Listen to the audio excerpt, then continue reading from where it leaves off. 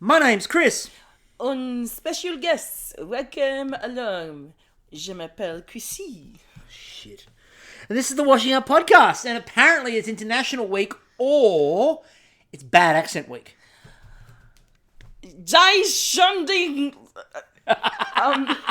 Go on. I just wanted to yell it out in German, and it was going to be something.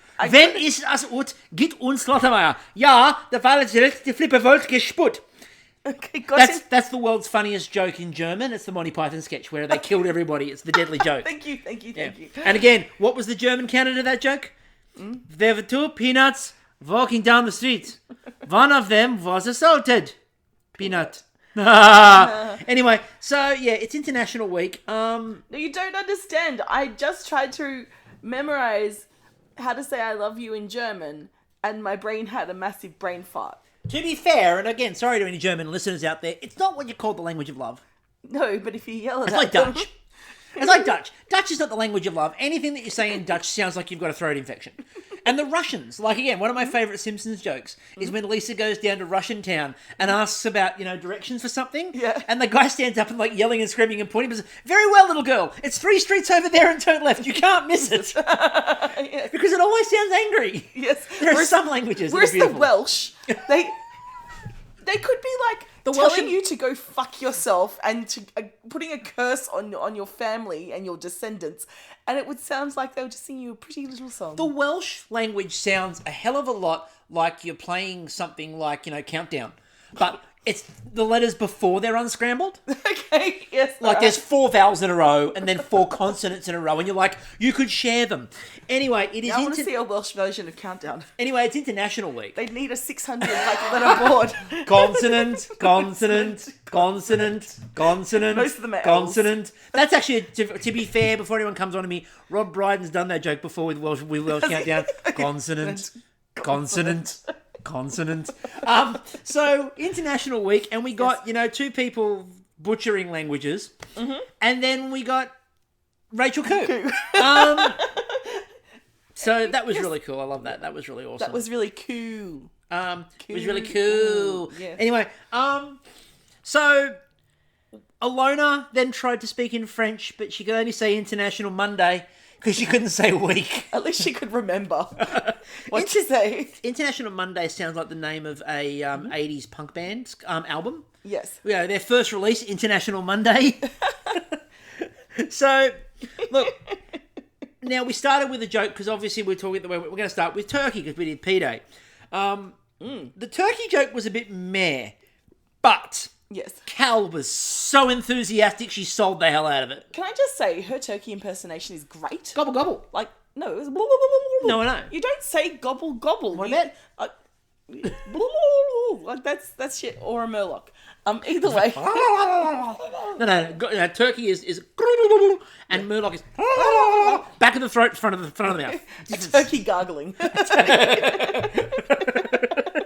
I wonder if Murlocs and turkeys ever argue. Anyway, moving on. 2 Turkish pide with different fillings. I like when I say 2 Turkish pide walk into a bar. And they talk to each other. Anyway, 2.5 hours, different fillings. Now, I've never heard, just for the audience at home, Yeah. I've never heard you watch a bake and make as many, oh my God, I want to eat that noises, as watching this. This has been my favourite This is your week. ever. This is my week. That shed would have smelt amazing. Oh. People at home can be like, oh, it's so simple. It's like they just made a base and threw... It's the gobbledock watching. I don't give a fuck. Yeah, apparently it's like, Peter. He walks in the bar as well. No, it's for me, it was delicious, and I think it was a great pick because you've got to get the dough right, and you've got to get the ratio to filling and dough right. I appreciated the fact that in this bake you got 3 completely different consistencies, and none of them were traditional cake.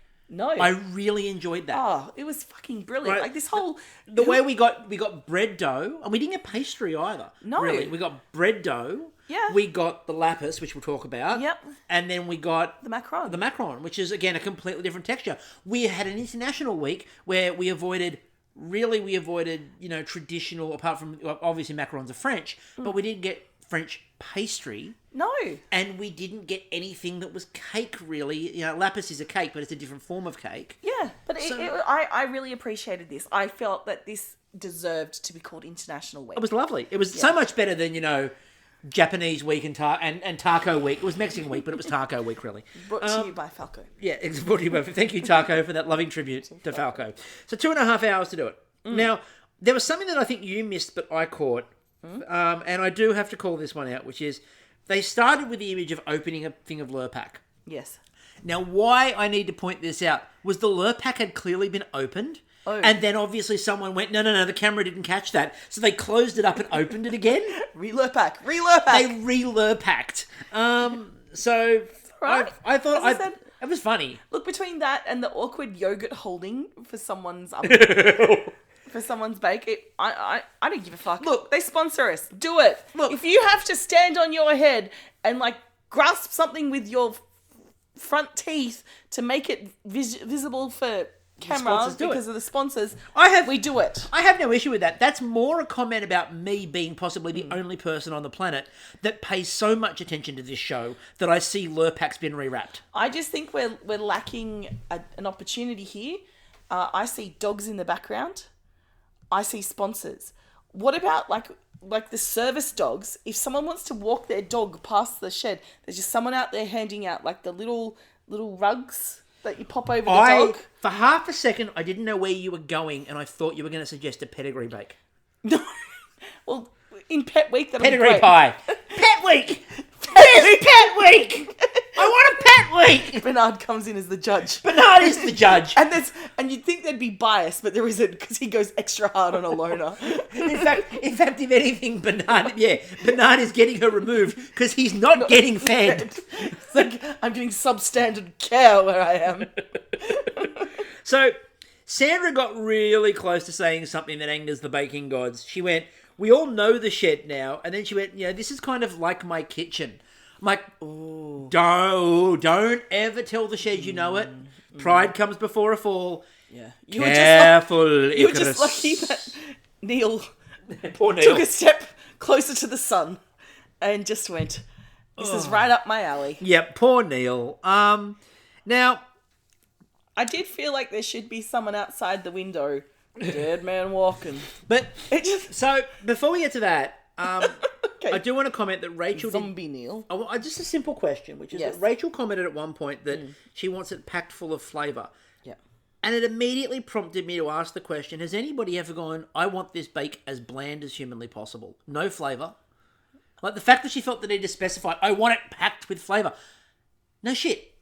No, I think if you are aiming for a bland cake, you're obviously getting it as a fuck you cake to someone you don't like. Yeah. Like if you walk into a cake shop and you go, I want it to be bland and I just want it to say fuck you, you know that you just don't like that person, and quite frankly, why aren't you just pissing on them? Yeah, why are you making them a cake?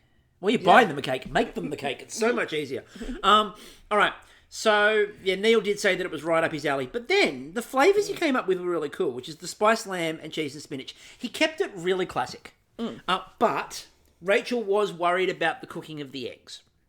They were very focused on the cooking of eggs. But to be fair to them, Neil fucked up the cooking of his eggs. Yeah. They got that bang on. I get it, but I'd be more concerned about the thickness and ratio of the dough to filling. I mean, I don't know if they thought it through early enough to think the idea that Neil was going to make them that thick. They should have in hindsight because it's Neil. My only real disappointment with all of this Pide is no one made one look more like a vulva. Oh, there we go. There we go. I knew that was coming. That was when we were talking about watching the challenge and Kristie's just like, mine would be vulva shaped. Yeah. She didn't need to say that, by the way. I already knew. Well, they're already vulva shaped. I just add little decorations to highlight the fact. Sandra it was really interesting in this first challenge because we had the battle of kind of condiments. So on one hand, Sandra made zhug, which is beautifully spiced. So zucchini flour with the chili zhug, and then caramelized onion. Oh, that looked delicious. We'll get to the second sauce in a minute because, of course, Sandra is making zhug. Yes. which involves a lot of chilies. Of course. Ladies and gentlemen, it's time for Australia's favourite television show, That's Science. It's becoming less about the science and more about, like, the safety. But it was always about the safety. True fans know that it's never about the science. It was always about the safety. Now, we did ask the question last week, how the hell is Cal Wilson going to top last week where she came out in the hazmat suit? And by the way, hazmat suit, drink. Yes. But the way that she topped it was with witches' hats and a rope with flags on it to caution tape her entire... I'm sure she was going for caution tape and they're like, we can't actually get that, but here we are. I absolutely loved it, although as you pointed out, yeah, is it Bakeoff or has it morphed into Cutthroat Kitchen? Yeah, it did. Like, I was expecting, like, maybe the flags so you put it in front. No. Elton Brown comes out. Yeah. No, Cal's actually using Sandra as a point of flagging. A Cutthroat Bake-Off special would be hilarious. Oh, dear God. For, like, a Christmas or a fundraiser. Just a fundraiser, Cutthroat Bake-Off. Hey, Bakeoff, I work for a non-profit that could always do with some fundraising. Exactly. So, get all over that. Yeah, hit us up. Anyway, Alona then gave Kale a spa treatment, which sounds like something that you do for a loved one called Kale. So I sent Kale to spa. But it wasn't. It was just the start of the spa treatment. It was there again. It was the olive oil. It was olive oil and salt. And she salt. said. She's like, wouldn't we all like a spa treatment in olive oil and salt? No, I wouldn't. No, you want olive oil and sugar. No shit. Okay, here you go. No shit, sugar. No shit, sugar. Add sugar to some olive oil and give yourself or someone a hand massage. It is beautiful and your hands come out feeling stunning. My brain went something else. Anyway, the way you said that terrified me. Anyway, moving on. Adam, I was being nice for once. You were, and you weren't, and you weren't being smutty. So let's go on to Adam, who said everyone loves a juicy thigh. They certainly do, Adam. Adam. Okay, so I'm going to be a bit controversial here. Adam tried for the innuendos for this whole thing. Everyone else lets them happen naturally. Adam has got to the point now where I think he's planning his out a week in advance. I don't hate. No. Don't hate the player, hate the game. Look, I feel that would be me in the shed. It's like I would plan my bakes around the innuendos I could get in. No, but every sentence would just be a different one and you'd see which one stuck. Yes. One of these is going to make the edit. Yeah, one of these will make it in. Meanwhile, we're watching going, where's Kristie? We haven't seen her in 4 episodes. The editor's just there scratching their head going, oh my fucking God, I'm going to have to put one of these shit things in. They're like Jason and Stephen and John. Kristie was also here. And Julie. And there's literally everybody else on her series is there. And you just get a quick panning shot of Kristie and it's like, still here. You're still here because they can't actually bring you up the front for judging. Because every time you go to say something, they're like, nah, can't use that either. It's our first mute baker. Kristie, born mute. Well, they get someone to lip dub me. Iron Chef. Yeah, I'd prefer the Iron Chef and not the old-fashioned. Sugar-san. Yeah. Challenger Kristie is saying that she likes her bake bench. So, anyway, Adam was going with chicken shawarma, and then he did caramelized onion with anchovy and cherry tomatoes. Look, good flavors. I wouldn't eat the anchovy. That wouldn't be my first pick, but it sounds good to me. Yeah, and then we get to one which I would absolutely monster, which is the shashuka. You're a bandit for shashuka. Because Laura made shashuka, and also the other one, the mushroom with exo. That looked fucking And can amazing. I just say, I am here for that exo sauce. It looked unreal.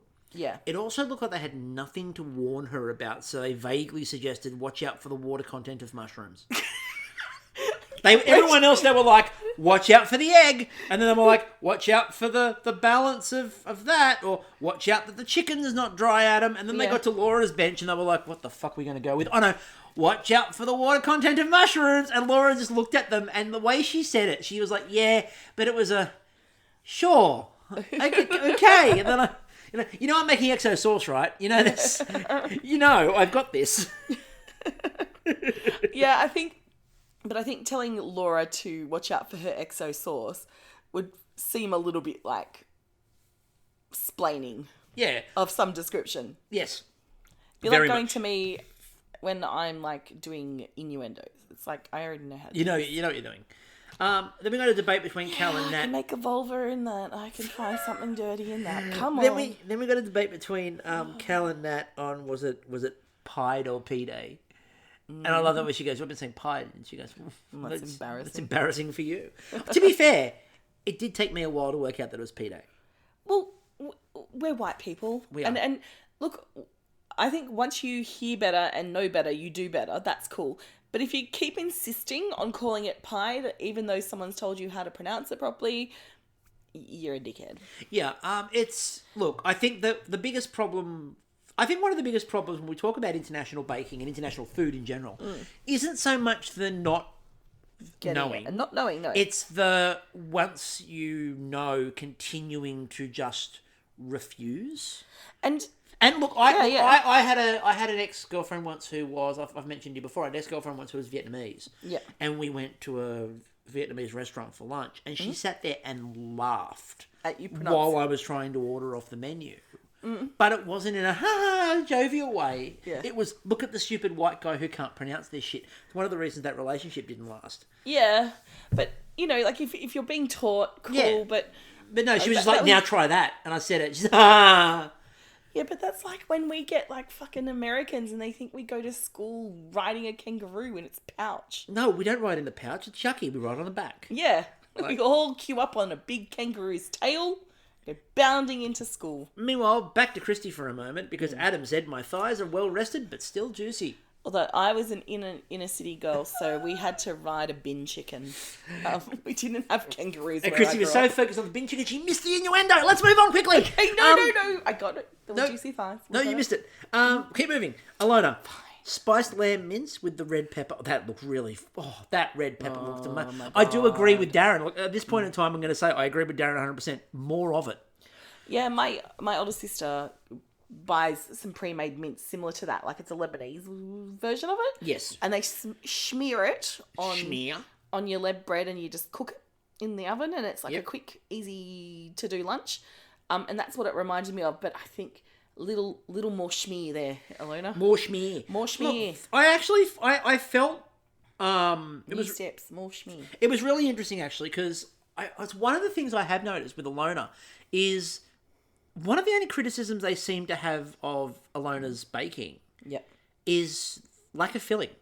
So her and Neil need to get together and balance it out. Yeah, if the two of them got together and like split it down the middle and averaged it. Yeah. They'd be the perfect ratio bakers. So we then go to the second one of hers, which was kale, lemon, and halloumi. Mm-hmm. That was her Cypriot one. Yum. And again, using the sheep's milk halloumi. Now the sheep's milk one's really interesting for me, because while I was in Tasmania the other week... Oh, here we go.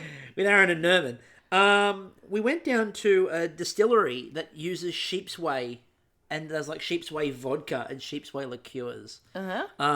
So I didn't have... With Aaron, so I didn't have any of it because I was the designated driver. But I do know that, for example, he bought a bottle of finger lime vodka. So I'll find their information. Does and it put it up curdle on the whey, Instagram. though? So there's whey in the vodka? I believe it uses it, yes. Ooh, that it's sounds fine. way out there. Way out there. Anyway, Neil's, as we said, did look amazingly... Way to go. They did look amazingly generous. Yes, they did. And by amazingly generous, I mean you could have canoed home on them. If there was a flood outside the shed... If they had those when the Titanic sank... Everyone would have survived. Everyone would have survived. Now, unfortunately, Neil got a little bit worried about moving these, and his hands were shaking a lot.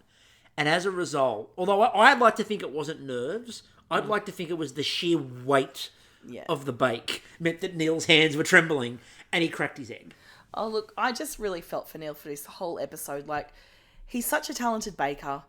And I think last week might have just shook his confidence a bit. He's not been in his real stride. He's had a couple of weeks now where it's been a bit bumpy. And I just think, and we've talked about this before, you can have those weeks just sneak up on you. And, exactly. They happen. And look, this week, Laura couldn't put a fucking foot wrong. I don't know. Everyone needs to find out what sacrifices she made to the Bakeoff gods. And do that. Neil, on the contrary, by the way, after his first bake, Neil just had the attitude of someone going, I'm coming home, it's going to have fun. Now everyone was worrying pacing for the end of this challenge, which was fantastic to watch. And Laura, once again, being that supportive friend. No, they look amazing. No, that looks good. Again, as we've said, if you're going to be someone, be Laura. Yes. Be Laura. Be that supportive friend. Until the end, where again, Laura got to be the supportive friend for herself. We'll come back to that. No. So the judging. Yes. Adam. Lots of filling. On the spring pita had a nice dough to it. Caramelized onion was great. Dough was well textured. Good news, the chicken was still succulent. They did say it needed a little bit more salt, but it was lovely. Yes. Now, that came back into it because when they got to the judging, when they got to the corner talk, as you'll hear, they were desperate for somebody else. Yeah, and like, the lack of a little bit more salt is the only thing they could think of. So, Alona, they said it was well baked, the lamb was delicious, but needed again more of it, and the Cypriot one worked incredibly well. The kale, they said, added a really nice texture. Now, I've talked about this before. I don't like kale.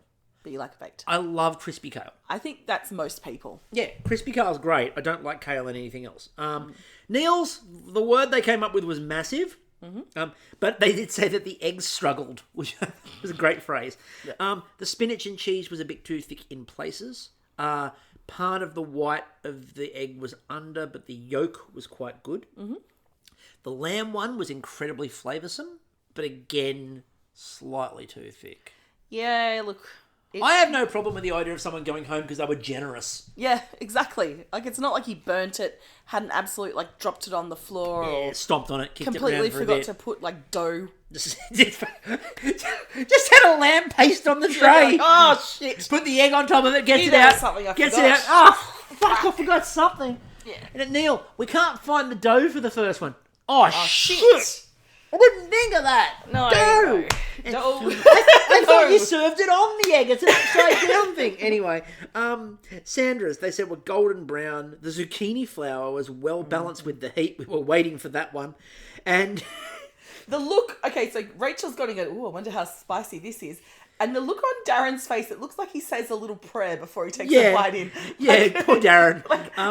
They did say the heat wasn't overpowering. He's like, I really love that. And great flavour on the onion as well. Yeah. Laura, the eggs were absolutely perfect. The shashuka filling was amazing. The XO was well filled. Divine flavour. The mushrooms balanced it. Darren called it banger, banger, banger. And then fist bump. Yes, that's... He's really trying to find his thing. He's trying to find his thing. Fist bump might be it. That might be it. All right, so on to the technical. I liked Cal's suggestion on coming up with the way they came up with what was in and out of the technical, which was to put the recipe there, pour soup all over it, let the dog have a go, type out whatever's left. You know what I want to see them do? What? You know the magnets that you can put on the fridge that spell out words and you Yes. put your sentences? I want to see them come up with the technical and the instructions by literally jumbling magnets on a fridge. Oh, no. Smeg fridges. You get a magnet on a fridge and you've got to unassemble the words Oh to my work God. out the recipe. You'd have to give them 6 hours, and that's Yes. just to unjumble the fucking... That's just the word puzzle. If production is listening to this, I want a technical where the instructions are given in magnets Do on the that Smeg for the fridge. fundraiser. No, Smeg. It's for publicity. Oh, fine. How many shots? Smeg would love it. How many shots do you think Smeg would get of their fridge? Yeah, that's true. Perfect. They'll pay for 5 series. But it might confuse people because it says Smeg on the fridge. They might be trying to use the SMEG and that might fuck up the recipe completely. Anyway, no, I'm thinking the full words, not the letters. That would take forever. The colourful letters. I mean, you know those the word magnets? Yeah, maybe fill in the blank. The ones that look like you're filling in a hostage situation note. Yes. Yeah. Yes, okay. All right. So, as Rachel said, shine bright like a diamond and don't blend in. Great advice. Great lyrics too. Yes, Rihanna will be coming for you. So, this is where Darren was taking her outside because there was a goanna in the car park for their new show, The Lizard of Oz. And it was a beautiful segue into the Rainbow Lapis cake. It was. So the Rainbow Lapis cake, 2 hours, 10 minutes. Most important point of all, steamed, not baked. So it's a very brief recipe. Adam held it up. It wasn't half a page. No. If you took the spacing out of it, it was like a paragraph. Yes. Steamed cake, you say. Now, 9 layers. Yes. As they pointed out, if you don't let the layers steam correctly, they'll blend. Now, the other interesting part about this was that they didn't have the amount of colouring you needed per layer. Which is brilliant. I thought that was fucking great. Can I point out, we both said at the start, Yeah. because she's got a bit of a history of doing this, Sandra's are going to be a bit pale. She went the opposite. Yep, she overcorrected. She's like, nope, I've been too pastel in the previous times. Here's bold. Here's one for the theatre nerds, and I know one theatre nerd will reach out to me and go, yes, it's a bit like Barnum, when it's black and white, and then suddenly he blows the whistle and the circus colours all burst into life. It's very much like that. That was for one theatre nerd in particular. Hey, TT. Anyway. You went there, and the most easy reference is it's like when Dorothy goes from Canvas to Oz. Kansas to Oz, yes. Yeah. Did I say Canvas? We're not on canvas anymore, Toto. We're reaching out into other mediums. We're using this board. We can definitely say they weren't in canvas. They definitely weren't in canvas anymore. Oh my god! So I honestly thought I said Kansas. Welcome to my brain. No, I'm so happy you didn't. So we weren't in canvas anymore. Adam was mildly terrified, and I'm like, that's his description. Yeah. Mildly terrified. I thought this was such a fucking brilliant. He loved the choice. idea. Yeah. And they said, Nat goes, I love this dessert. And I said, you got any tips for us? Lay in bed when you eat them. And again, really good, because it's a technical. So no help for anybody. So, no. yeah. Just ideas on the consumption. Now, this is where we got an idea of actually how you do this. We were trying to work out... I thought you'd just bite into it. Tell me how you make them. So, making them. So I had a brain fart, and I'm like, do they have to, do each individual piece? No, of course not. Of course you'd, do a whole one, and then a second layer, and then the third layer, and then the fourth layer. It's a steamed torta. It is a steam... It's a steam torta. Yeah. Not a chic torta. No. A steam torta. Yes. I have an idea for Neil later on, but let's go on. Okay, we can go on. Yeah. That's fine. It was really awesome to watch, though, the process of the layering and then the layering and then the layering. And again, it was, coconut milk, food colourings, what else was there? There was flour. It was tapioca flour, yeah. What I loved, though, is when Rachel was explaining it. So you know how much pride you get as an Australian teaching someone the Tim Tam slam? Yeah, or again, like when we spoke to the Canadians about lamingtons. Yes, but that specific way to consume them, like Clementines don't really have that. No, but the level of joy. Yeah, but Tim Tams do. And when Rachel's like, so what we did as kids is we'd peel the layers off, and I'm like, that's fucking cool. I would not have known to do that. And what I love is there's going to be people around who are just going to think that that's actually how you have to eat them. No. No, it's how she ate them. But again, we all have those sorts. Yeah, Tim Tam Slam is one. Yeah, that everyone has that. Some people have that with not so much Oreos because they're an American biscuit, but like the Delta Creams. Oh yeah. I used to open the Delta Cream, lick the cream out, then eat the biscuit. Yeah. Right. And so, the other one I used to do was a Monte Carlo. A Monte Carlo.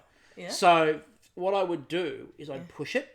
Oh, okay. So it would push through because it had that thin film around the outside of the cream. Yep. And when you push it down, the cream would shoot out sideways, and then I ate it. I had to do it the whole way. If you've got any of those that you used to do, please let us know. So Nat then got a steam bath from Neil. The spa week continues. It was spa week, wasn't it? It was International Week, but International Resort Week, I think. It was like we're going up to the Narara. Yes, the Narara International Resort. That means you've just been on a game show in Australia. So, I don't know anyone. And then it became part of SeaWorld. It was the SeaWorld Narara Resort. Yeah. And then, of course, SeaWorld sucks. So... See, I think they need to bring those kind of game shows back these days because I'm sure there was a lot of people, particularly with Perfect Match, right? They get matched up. That went, we're not fucking doing this together. Let's sell it and split the money. Yeah.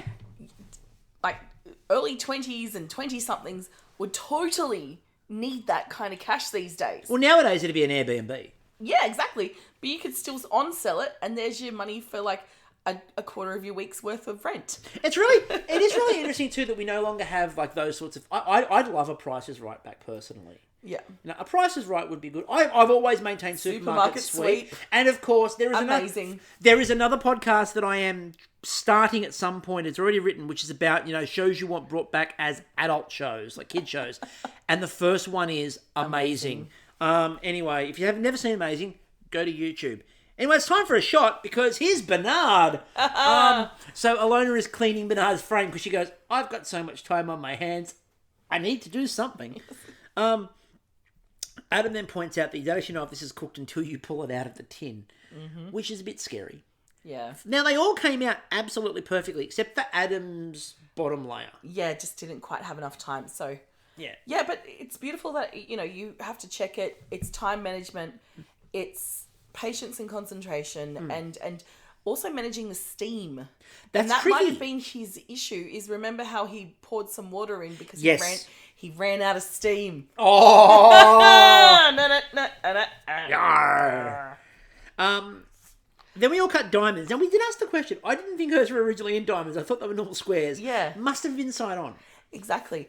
And at this point, when we're watching Neil cut his diamonds and there's a bit of bleeding, I'm like, he could have done a Seymour. Gone and bought something. It's a steamed lapis cake. But it's clearly it's a Utica thing. Yeah, it's clearly got grill marks on it. It's an Albany thing. I'm from Utica and I've never heard of it.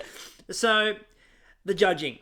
Neil, bright colours. The blue, however, was a bit oozy. Good definition overall. Smaller than Rachel's, but consistent. Great job with the consistency and taste. Just the blue didn't quite work. Yeah. Laura, great colours. The layers peeled very well. And it was at this point that Cal looked at them peeling the layers and went, this is going to take ages. Yep. The flavour was excellent. Alona, the colours were really good, but starting to bleed a little bit. The flavour was good. Sandra's, the colours were vibrant, well cut. The blue and the green slightly merged, but it peeled really well, and the flavour was excellent. I do love that the peeling became part of the judgment. Yes. Now, Adam, they said there was a lot of oil excess on top, which meant that that's where that layer went. Yeah. Slightly less vibrant. Texture was nice, good flavour. But unfortunately, that white layer didn't stay. Yeah. So it was Neil last, Adam, Sandra, Alona, and Laura. And this was a really beautiful moment where Laura was very emotional about this, and she's like, look, I'm honoured that this is my childhood too, and I wanted to serve this to you, Rachel, and you, Darren, is like, show you that I can honour my culture and also your background and culture with this. So it was just a beautiful moment. It's the reinforcement that representation matters. And I can understand why cisgendered white males from Western cultures get quite protective of seeing different representations. It's because you've got a culture that has reinforced your importance and value all your life, and to see other people represented from different cultures or different ways of life can be quite confronting. But that said, fucking deal with it. Exactly. Understand and deal with it. Like we've had to. I'm sure there'll be somebody this week who will get on Facebook and That's fine. Go, why did they do this? And the answer is because baking is not just like three countries. Steaming isn't baking, that's steaming. Well, I mean, it's baking, but no. But like we've had a go at them for not baking things before. Exactly. But this is baking because it's a bake. It's International Week. Exactly. It's not like deep frying something consistently, or Burger Week, which the burger, which was stupid. Making a pancake. Or making a pancake. Don't even start to poor Robert with his crepes. Anyway, sorry Robert, I meant to mention it again. I bring it up all the time. Anyway, use two pans. So. Yeah, but it was important. It's important that representation is genuinely important and not tokenistic. Like, again, we talk about British fucking that up with Mexican Week and Japanese Week. That was tokenistic bullshit. This is the way to do it. And it was naturally done. Rachel shared it. Yeah. Shared her childhood with us. She shared this beautiful cake that I have never seen before. I mean, I might have, but it might not have clocked it. You know what I mean? Because I'm probably staring at some other deliciousness. And then for Laura to go, oh, hey, here's something that I've baked. And then just to see everyone around in confusion, but looking forward to the challenge. Exactly. Is wonderful. So, we move to the showstopper. Yeah. The jacked macaron stack. Look, I'm sure that they started with the Big Mac stack Yep. And that was probably kiboshed by legal. And then they did the joke of the Hugh Jack stack. Yeah. Oh, yeah. Oh, schnicker. And I know that they went for the Greatest Showman, but come on, Wolverine is hot, Jackman. And just on the word, I'm gonna say Macron. Or I said Macron before. I'm gonna say Macron. And yes, I know I'm not pronouncing it correctly. And yeah, I know. At least you're not saying macaroon. Yeah, that's the thing. It's as Adam said. It's Macron. Which is more the French. Look, it's more the French president than anything. I could say the proper way to say it, but I know that literally at the start of this, I went people who get it wrong even after they've been told. But the problem is consistency is not a thing with the word Macron. But it also comes down to we as adults find it more difficult to hear certain inflections in vowels after a certain age. So you can be forgiven for not quite getting the same. But we work on it consistently. Yeah. But Macron is what we're going to go with for the challenge. And again, if we're wrong, please tell me. So 4 layers, 20 centimeters in diameter, 2 flavors. So these are fucking big. They are massive. Now, these are Big Macs. Now, Neil said that he's never successfully made one without it cracking. Neither have I, Neil. I've never made them turn out. Obviously, you've got to let it sit for a while and bash the shit out. I love, by the way, that I think Laura had left hers for a little bit, and they said to Sandra about it. And Sandra goes, "I've left mine for an hour because they cracked last time." Yeah, I've got the Zumbo book. And look, again, Adriano Zumbo. There's a lot you can say about him in terms of his TV personality, but the man can make a macaron. Yeah, but he worked really well on that American show. He worked really well. He works really well when he doesn't have to be the host. Yes. If he has to be the host, he's terrible. Yeah, but I can't remember when he's not hosting it, wonderful. He's really good. Yeah. Yeah, he did really well on that. He did really well on that one. Then we had a corner talk.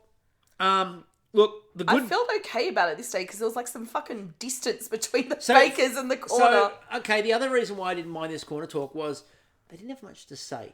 No. So this corner talk was literally... So Neil's gone, isn't he? Yeah, Neil's gone. And then they had to come up with something else to say. Yeah. So they said that Adam slightly underseasoned his Pide. And that was all they had. And he was fourth. That was like and he was thrown in. They literally had his slightly underseasoned a Pide. And at that, what we all knew. Basically the conversation was, Neil's amazing, but this has not been a good week for him. And Adam forgot some salt. Look, Adam would have to be every other was it a skater? Yes, skater in the sprint. Stephen Bradbury, yeah. For Neil to Bradbury through. Yes. So I think that, and look, here's the thing: Neil didn't have an absolutely horrific week. No. But when you get to this end of it, and you've got 5 bakers left, it's very any mistake is going to be the thing.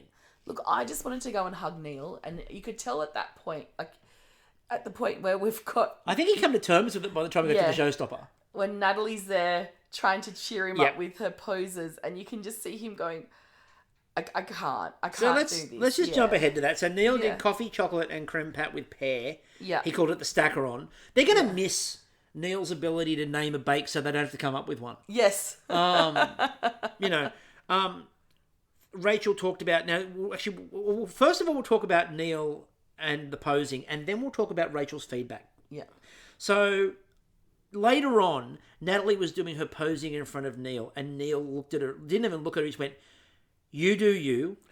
And then she kept posing, and Neil refused point blank to look up.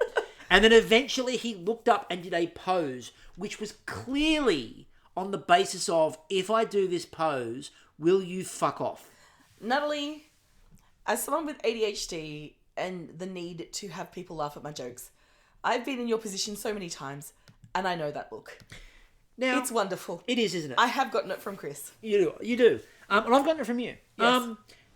Now, Rachel's commentary, though, on this was really good, because we've not all the time. I will just say that. We've occasionally... We didn't need to clarify. People worked that out. I think they've worked out we're in the same room.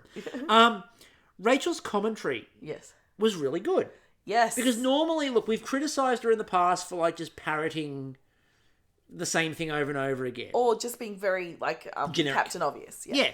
But in this one, she was talking to him about the fact that he went with a coffee macaron. Yes. And that the pear is quite subtle, and she's, that may be a challenge to get that flavour And through. then it's a darker macaron as opposed to like a lemon one.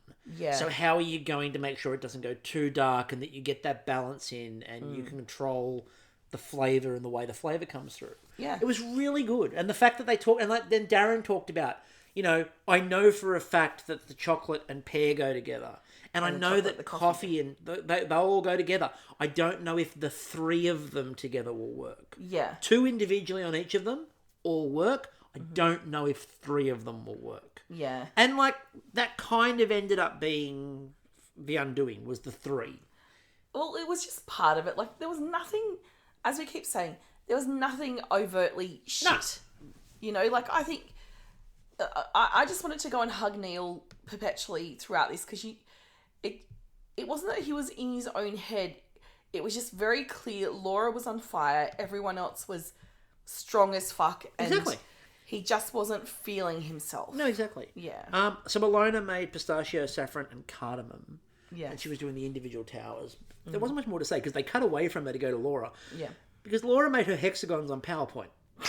Now, I can only assume, Laura, that this was the paid version of PowerPoint and that you didn't have the free trial going because when you went to, they went, this is a free trial of PowerPoint to export your hexagon.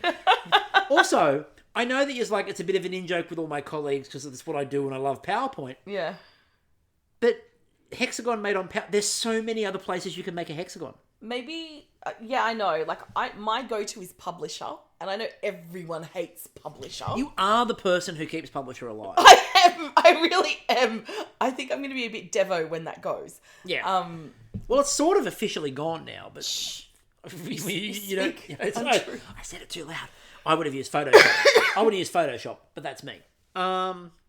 So I did like the fact that she was making the hexagons because when she started piping, Alona would have just drawn her own because maths. She would have.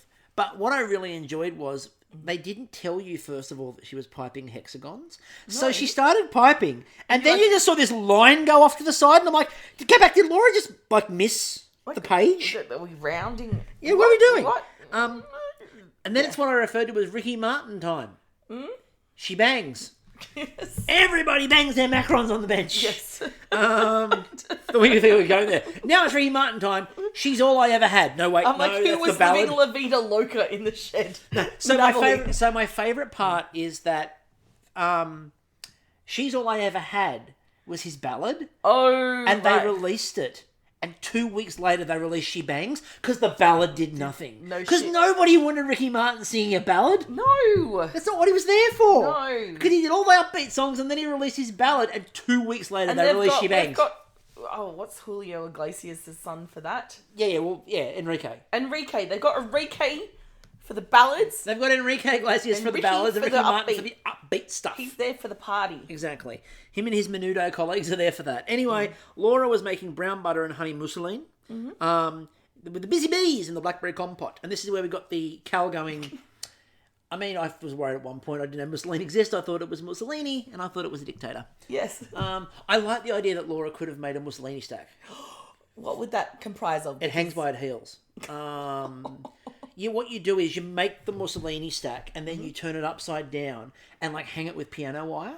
Oh, okay. And just hang it in the middle of like the town square. Oh no. So that the locals can all throw rotten fruit at it. Okay. So all right. That's a dark history joke for you. Moving on. Can we just be like Neil, not going too dark here? Not safe for work podcast. Hang on a minute. So are you in favour of protecting Mussolini? No, fuck Thank you. Exactly. He'll hang by his heels. Oh my God. Moving on. Sandra. So Sandra made strawberry and basil with a white chocolate cheesecake, basil gel and fresh strawberries. Yes. Now, Darren warned of too much basil. Oh no. And I was like, oh, that would make it a faulty tower. Oh, zing. Yes. Don't mention the war. I did once just then, but I think I got away with it. So then everyone needed to check resting. Very hard to convey that on TV. Yeah. They needed like a passage of time. They needed hammocks. No, like the sunrise, sunset. Like that's a long bake. See a little bird come in and like build a nest and an egg be laid and then hatched and then it's feeding its babies. I mean, they kind of did that with a montage of about 15 billion dogs. There was a lot of There was a lot of cute dogs, and this is what I'm saying. little sponsor jackets for the dogs. Yeah, maybe why for the aren't they- birds. I want to see production put sponsor jackets on a bird.